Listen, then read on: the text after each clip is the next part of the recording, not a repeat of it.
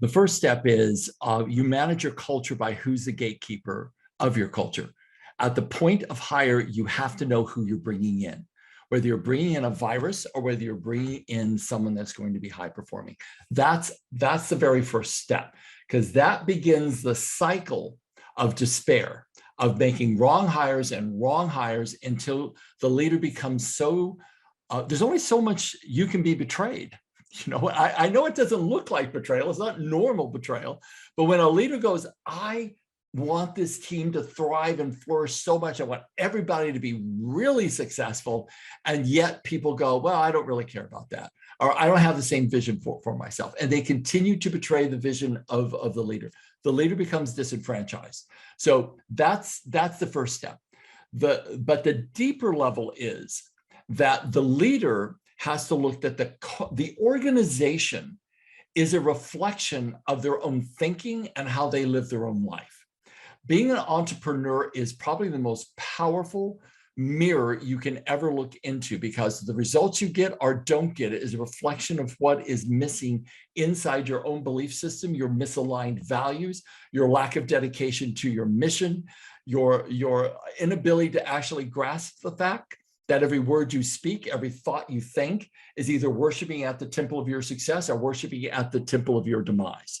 So we have to be able to hone our own ability to create our reality in a way that has us one-pointedly focused, that we're the sole person that's going to take ownership of our success, and we own it. We walk into our businesses every day and we train that same aspect of everyone stepping out of the drama triangle of I'm a victim, there's the villain, now I need a hero, to more the creator triangle, where we are we're creators of our own success and we are solely accountable for that.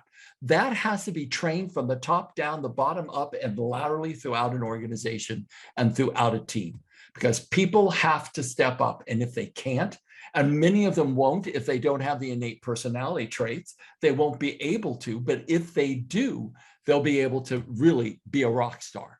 But it's about training from the top down and the bottom up. People have to have the same skills. They don't have deep enough personal development skills to be able to have them go to that next level of their success. Personally, I believe that leaders are responsible for educating their teams on how to be a highly functional human being. Now, many organizations won't do it. But what I'm saying is, if we're going to create a culture of belonging, integrity, interdependency, trust, loyalty, caring, we have to invest in our team members through a series of trainings. I mean, I started my career 35 years ago working with death and dying. And it was about how to create change in a very fast way, because I launched my career in the AIDS crisis. And there were people that would be diagnosed. They were a skeleton in 3 months. I didn't have time to sit down and talk with them about their family of origin history. They needed change very rapidly. So I started studying NLP and HNLP, became a master trainer in both of those disciplines. And so there's many, many, many different systems to help people wake up to a new depth of leadership.